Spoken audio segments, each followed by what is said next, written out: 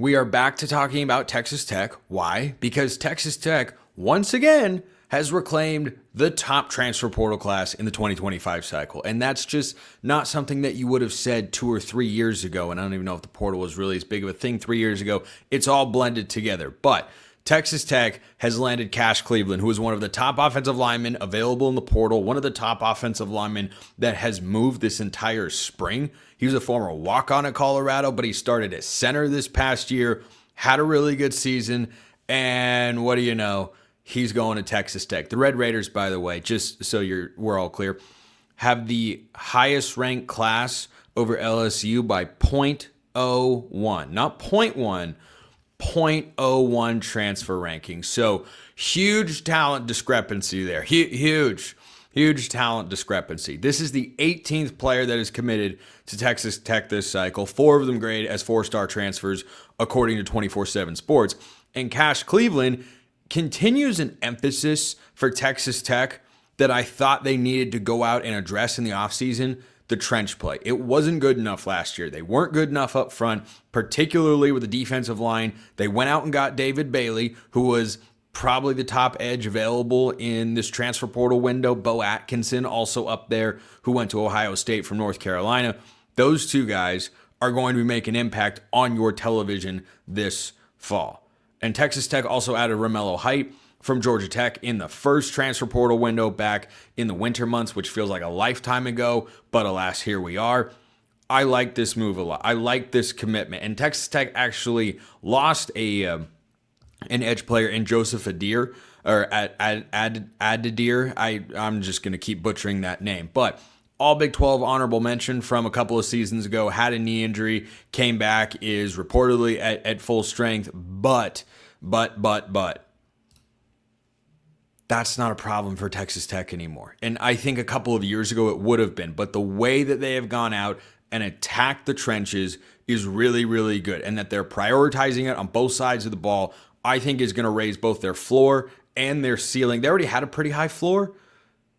They were a good team last year. They're going to have a good team coming back. If they hadn't made these moves, I think they still have a pretty solid floor, because I trust they're going to be able to score points. When you have Baron Morton coming back at quarterback for a 3rd season, really, of starting at Texas Tech, you're going to be able to score a lot of points, and that's great. But you've got to be able to win some games in the trenches. And I think that Texas Tech has done a really good job here. And Cash Cleveland is just the latest example. Now, of course, he's on the other side of the ball from where the defensive players are. But that trench play matters a great deal as well. And I think Texas Tech did this for a reason. They had some offensive line transfer portal departures, and they just keep buzzing.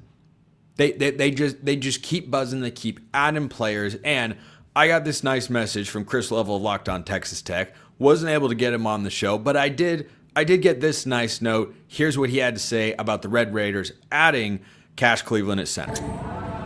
Hello, Spencer. Cash Cleveland. Yes, the Red Raiders lost a couple of interior offensive linemen to the portal. They were potential.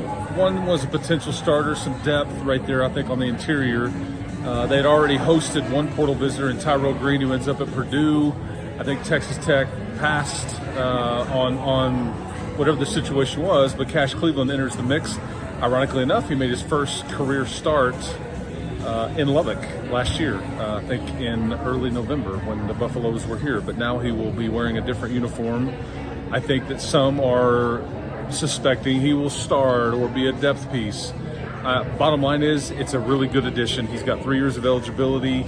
Cash Cleveland fits exactly what you lost, but he's also, unlike the 2 that you lost, he's got some game experience. So really good addition by Texas Tech, who continues their portal party and may not be done yet. May not be done yet. Just think about that. Number 1 class in the country, not done yet, not satisfied. Texas Tech, that's an ascending program right now in the Big 12. So Cleveland comes from Colorado, and if you're thinking to yourself during the entire time listening to or watching this segment, why would you want any offensive lineman from Colorado? They were terrible last year. Well, your instinct is correct. Factually, in this instance, though, you're not quite on base.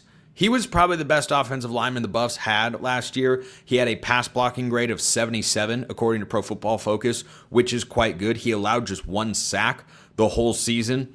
That's pretty darn good. I found it hard to believe that someone on the Colorado offensive line only allowed 1 sack, but he wasn't working with a number of other high-end offensive linemen over there. Now I think he's going to a better situation at Texas Tech. So the Big 12 championship expectations continue to evolve and roll along for the Red Raiders in Lubbock, because when you go out and make the sort of investments in facilities and in NIL and in the transfer portal, those are the quickest ways to ascend your program to the next level. And I don't think there's a dominant program in the Big 12. I don't know that there ever will be. This is the early inklings of one becoming that sort of team on an annual basis at Texas and Oklahoma, but that takes a long time. It takes a long time, and I think Texas Tech's focus, rightfully so, is on the 2025 season. That's where it should be, because you're just trying to showcase that when you have this sort of investment, which is the first step, you have to then pay it off on the field. But yeah, expectations are going to be high in Lubbock, and they should be. And I wanted to close with this note, because I saw something that I couldn't quite believe. The only thing more surprising than Micah Hudson visiting Utah is Micah Hudson maybe going back to Texas Tech. I mean, he's about to pull a Caden Proctor, allegedly. There have been predictions and crystal balls with nothing official that Hudson, the former 5-star receiver, could go back to Texas Tech. I'm sure they'd take him. He's really talented. Wasn't a 5-star recruit because he knew the right people in the recruiting world. I mean, you have to at some level, but he's a really talented guy. Didn't have a big year last year. Left Texas Tech, went to Texas A&M, left Texas A&M without ever recording a snap as an Aggie. What was your favorite moment of the Micah Hudson era at Texas Tech, or at Texas A&M rather? And now might go back to Texas Tech. Penn State has poked around Micah Hudson. Penn State's also looking at Trevor Pena, as we talked about earlier. That could maybe be a fit because they're trying to upgrade their receiving core even more, even though they brought in a couple guys in the winter window like Kyron Hudson from USC. But I'm just so confused as to how these things go down. How can you go from I'm here to I'm not here? Okay, I understand that. I'm going over there, same program in state, in a different, bigger, and more lucrative conference financially, to no, that's not the place for me, which I know based on my almost no time spent at College Station. Are these guys putting their stuff in U-Hauls and going to these spots and realizing, nope, not doing it, and just not unloading the truck and driving it straight back? Like, how's that working? How's that work? I don't really know. But the fact that Micah Hudson could return, yeah, it'd be another talented piece. Maybe he could finally settle in and find a significant role in that explosive Texas Tech offense.